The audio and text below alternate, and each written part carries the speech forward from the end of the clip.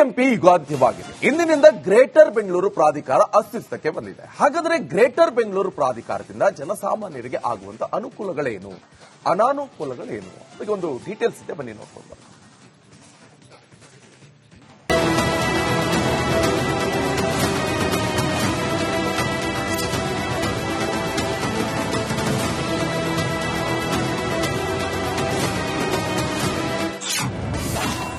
ಇತಿಹಾಸದ ಪುಟ ಸೇರಿದ ಬಿಬಿಎಂಪಿ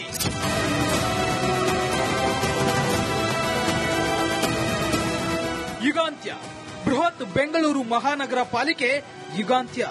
ಬಿಬಿಎಂಪಿ ಇಂದಿಗೆ ತನ್ನ ಅಸ್ತಿತ್ವ ಕಳೆದುಕೊಂಡಿತ್ತು. ಇಂದಿನಿಂದ ಗ್ರೇಟರ್ ಬೆಂಗಳೂರು ಪ್ರಾಧಿಕಾರದ ಶಕೆ ಆರಂಭವಾಗಿದೆ.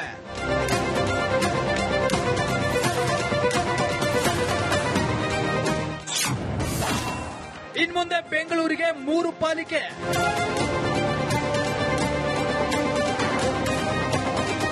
ಬೆಂಗಳೂರು ಕೇಂದ್ರ, ಬೆಂಗಳೂರು ದಕ್ಷಿಣ, ಬೆಂಗಳೂರು ಉತ್ತರ ಹೀಗೆ 3 ಪಾಲಿಕೆಯಾಗಿ ವಿಭಜನೆಯಾಗಲಿದೆ.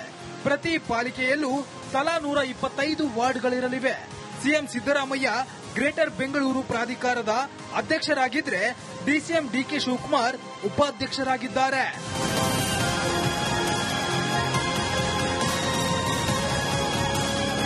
ಗ್ರೇಟರ್ ಬೆಂಗಳೂರು ಪ್ರಾಧಿಕಾರದ ವ್ಯಾಪ್ತಿಗೆ ಹಳ್ಳಿಗಳು ಕೂಡ ಸೇರ್ಪಡೆಯಾಗಲಿವೆ. ಇದರಿಂದ ಪ್ರಾಪರ್ಟಿ ಟ್ಯಾಕ್ಸ್ ಹೆಚ್ಚಳವಾದ್ರೆ ಹಳ್ಳಿ ಜನರು ಕೂಡ ಇನ್ಮುಂದೆ ಪಾರ್ಕಿಂಗ್ ಟ್ಯಾಕ್ಸ್, ಕಸದ ಸೆಸ್ ಕೂಡ ಕಟ್ಟಬೇಕಾಗುತ್ತೆ. ಅಲ್ಲದೆ ನೀರಿನ ದರ, ಕಂದಾಯ ಹೆಚ್ಚಳವಾಗಲಿದ್ದು ಇದು ಮಧ್ಯಮ ಹಾಗೂ ಬಡ ಕುಟುಂಬಗಳಿಗೆ ಹೊರೆಯಾಗುವ ಸಾಧ್ಯತೆ ಇದೆ.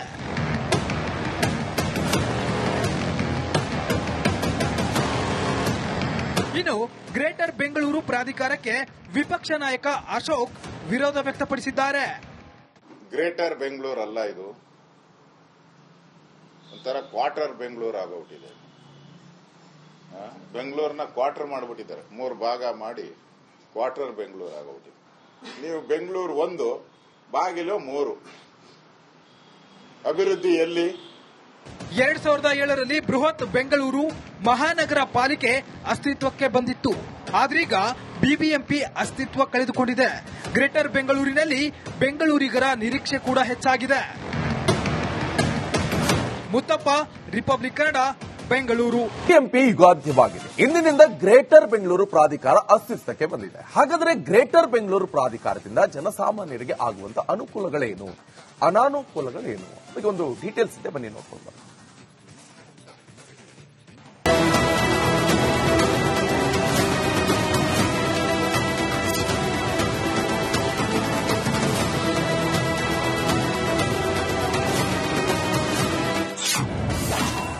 ಇತಿಹಾಸದ ಪುಟ ಸೇರಿದ ಬಿಬಿಎಂಪಿ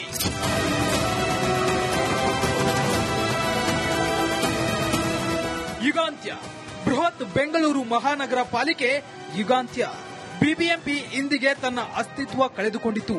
ಇಂದಿನಿಂದ ಗ್ರೇಟರ್ ಬೆಂಗಳೂರು ಪ್ರಾಧಿಕಾರದ ಶಕೆ ಆರಂಭವಾಗಿದೆ.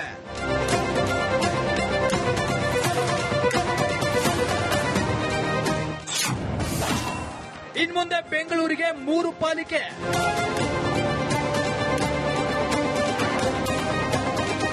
ಬೆಂಗಳೂರು ಕೇಂದ್ರ, ಬೆಂಗಳೂರು ದಕ್ಷಿಣ, ಬೆಂಗಳೂರು ಉತ್ತರ ಹೀಗೆ 3 ಪಾಲಿಕೆಯಾಗಿ ವಿಭಜನೆಯಾಗಲಿದೆ. ಪ್ರತಿ ಪಾಲಿಕೆಯಲ್ಲೂ ತಲಾ 125 ವಾರ್ಡ್ಗಳಿರಲಿವೆ. ಸಿಎಂ ಸಿದ್ದರಾಮಯ್ಯ ಗ್ರೇಟರ್ ಬೆಂಗಳೂರು ಪ್ರಾಧಿಕಾರದ ಅಧ್ಯಕ್ಷರಾಗಿದ್ರೆ ಡಿಸಿಎಂ ಡಿಕೆ ಶಿವಕುಮಾರ್ ಉಪಾಧ್ಯಕ್ಷರಾಗಿದ್ದಾರೆ.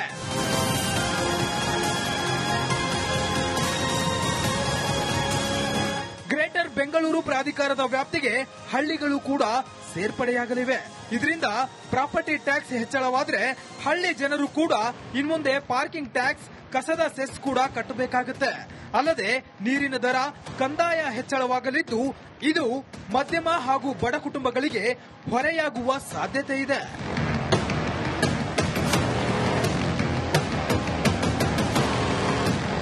ಇನ್ನು ಗ್ರೇಟರ್ ಬೆಂಗಳೂರು ಪ್ರಾಧಿಕಾರಕ್ಕೆ ವಿಪಕ್ಷ ನಾಯಕ ಅಶೋಕ್ ವಿರೋಧ ವ್ಯಕ್ತಪಡಿಸಿದ್ದಾರೆ. ಗ್ರೇಟರ್ ಬೆಂಗಳೂರು ಅಲ್ಲ, ಇದು ಒಂಥರ ಕ್ವಾರ್ಟರ್ ಬೆಂಗಳೂರು ಆಗೋಗ್ಬಿಟ್ಟಿದೆ. ಬೆಂಗಳೂರನ್ನ ಕ್ವಾರ್ಟರ್ ಮಾಡಿಬಿಟ್ಟಿದ್ದಾರೆ, 3 ಭಾಗ ಮಾಡಿ ಕ್ವಾರ್ಟರ್ ಬೆಂಗಳೂರು ಆಗೋಗ್ಬಿಟ್ಟಿದೆ. ನೀವು ಬೆಂಗಳೂರು 1, ಬಾಗಿಲು 3. ಅಭಿವೃದ್ಧಿ ಎಲ್ಲಿ? 2007ರಲ್ಲಿ ಬೃಹತ್ ಬೆಂಗಳೂರು ಮಹಾನಗರ ಪಾಲಿಕೆ ಅಸ್ತಿತ್ವಕ್ಕೆ ಬಂದಿತ್ತು. ಆದ್ರೀಗ ಬಿಬಿಎಂಪಿ ಅಸ್ತಿತ್ವ ಕಳೆದುಕೊಂಡಿದೆ. ಗ್ರೇಟರ್ ಬೆಂಗಳೂರಿನಲ್ಲಿ ಬೆಂಗಳೂರಿಗರ ನಿರೀಕ್ಷೆ ಕೂಡ ಹೆಚ್ಚಾಗಿದೆ. ಮುತ್ತಪ್ಪ, ರಿಪಬ್ಲಿಕ್ ಕನ್ನಡ, ಬೆಂಗಳೂರು. ಬಿಬಿಎಂಪಿ ಯುಗಾಂತ್ಯವಾಗಿದೆ. ಇಂದಿನಿಂದ ಗ್ರೇಟರ್ ಬೆಂಗಳೂರು ಪ್ರಾಧಿಕಾರ ಅಸ್ತಿತ್ವಕ್ಕೆ ಬಂದಿದೆ. ಹಾಗಾದ್ರೆ ಗ್ರೇಟರ್ ಬೆಂಗಳೂರು ಪ್ರಾಧಿಕಾರದಿಂದ ಜನಸಾಮಾನ್ಯರಿಗೆ ಆಗುವಂತ ಅನುಕೂಲಗಳೇನು, ಅನಾನುಕೂಲಗಳೇನು? ಈಗ ಒಂದು ಡೀಟೇಲ್ಸ್ ಇದೆ, ಬನ್ನಿ ನೋಡ್ಕೊಂಡು ಬರೋಣ.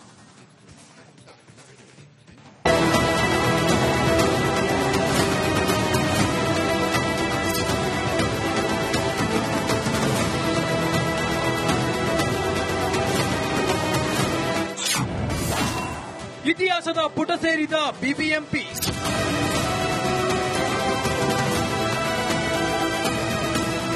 ಯುಗಾಂತ್ಯ. ಬೃಹತ್ ಬೆಂಗಳೂರು ಮಹಾನಗರ ಪಾಲಿಕೆ ಯುಗಾಂತ್ಯ.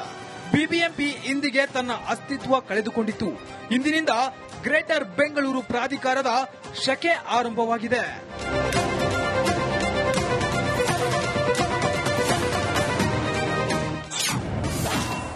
ಇನ್ಮುಂದೆ ಬೆಂಗಳೂರಿಗೆ 3 ಪಾಲಿಕೆ.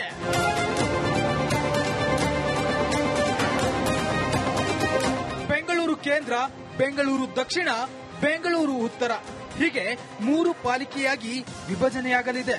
ಪ್ರತಿ ಪಾಲಿಕೆಯಲ್ಲೂ ತಲಾ 125 ವಾರ್ಡ್ಗಳಿರಲಿವೆ. ಸಿಎಂ ಸಿದ್ದರಾಮಯ್ಯ ಗ್ರೇಟರ್ ಬೆಂಗಳೂರು ಪ್ರಾಧಿಕಾರದ ಅಧ್ಯಕ್ಷರಾಗಿದ್ರೆ ಡಿಸಿಎಂ ಡಿಕೆ ಶಿವಕುಮಾರ್ ಉಪಾಧ್ಯಕ್ಷರಾಗಿದ್ದಾರೆ.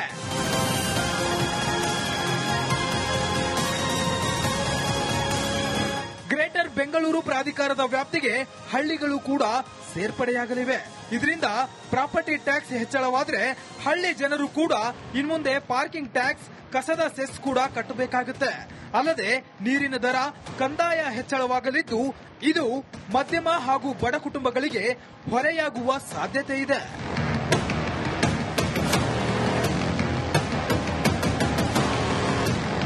ಇನ್ನು ಗ್ರೇಟರ್ ಬೆಂಗಳೂರು ಪ್ರಾಧಿಕಾರಕ್ಕೆ ವಿಪಕ್ಷ ನಾಯಕ ಅಶೋಕ್ ವಿರೋಧ ವ್ಯಕ್ತಪಡಿಸಿದ್ದಾರೆ. ಗ್ರೇಟರ್ ಬೆಂಗಳೂರು ಅಲ್ಲ, ಇದು ಒಂಥರ ಕ್ವಾರ್ಟರ್ ಬೆಂಗಳೂರು ಆಗೋಗ್ಬಿಟ್ಟಿದೆ. ಬೆಂಗಳೂರನ್ನ ಕ್ವಾರ್ಟರ್ ಮಾಡಿಬಿಟ್ಟಿದ್ದಾರೆ, 3 ಭಾಗ ಮಾಡಿ ಕ್ವಾರ್ಟರ್ ಬೆಂಗಳೂರು ಆಗೋಗ್ಬಿಟ್ಟಿದೆ. ನೀವು ಬೆಂಗಳೂರು 1, ಬಾಗಿಲು 3. ಅಭಿವೃದ್ಧಿ ಎಲ್ಲಿ?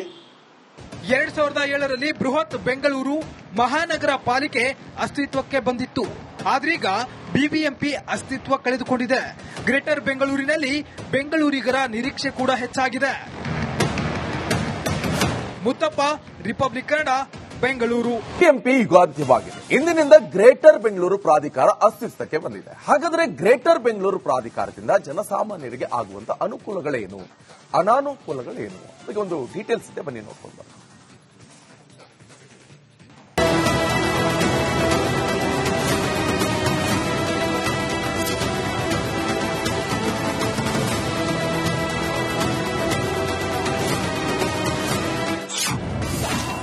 ಇತಿಹಾಸದ ಪುಟ ಸೇರಿದ ಬಿಬಿಎಂಪಿ.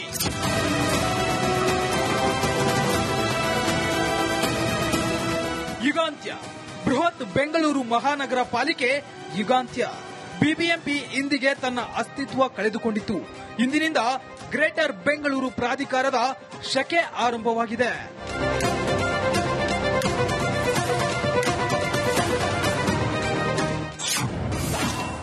ಇನ್ಮುಂದೆ ಬೆಂಗಳೂರಿಗೆ 3 ಪಾಲಿಕೆ.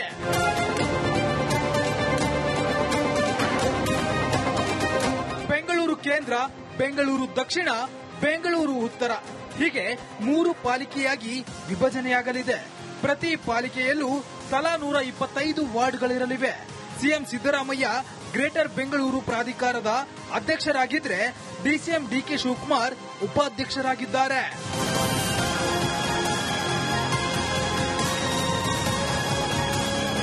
ಗ್ರೇಟರ್ ಬೆಂಗಳೂರು ಪ್ರಾಧಿಕಾರದ ವ್ಯಾಪ್ತಿಗೆ ಹಳ್ಳಿಗಳು ಕೂಡ ಸೇರ್ಪಡೆಯಾಗಲಿವೆ. ಇದರಿಂದ ಪ್ರಾಪರ್ಟಿ ಟ್ಯಾಕ್ಸ್ ಹೆಚ್ಚಳವಾದ್ರೆ ಹಳ್ಳಿ ಜನರು ಕೂಡ ಇನ್ಮುಂದೆ ಪಾರ್ಕಿಂಗ್ ಟ್ಯಾಕ್ಸ್, ಕಸದ ಸೆಸ್ ಕೂಡ ಕಟ್ಟಬೇಕಾಗುತ್ತೆ. ಅಲ್ಲದೆ ನೀರಿನ ದರ, ಕಂದಾಯ ಹೆಚ್ಚಳವಾಗಲಿದ್ದು ಇದು ಮಧ್ಯಮ ಹಾಗೂ ಬಡ ಕುಟುಂಬಗಳಿಗೆ ಹೊರೆಯಾಗುವ ಸಾಧ್ಯತೆ ಇದೆ.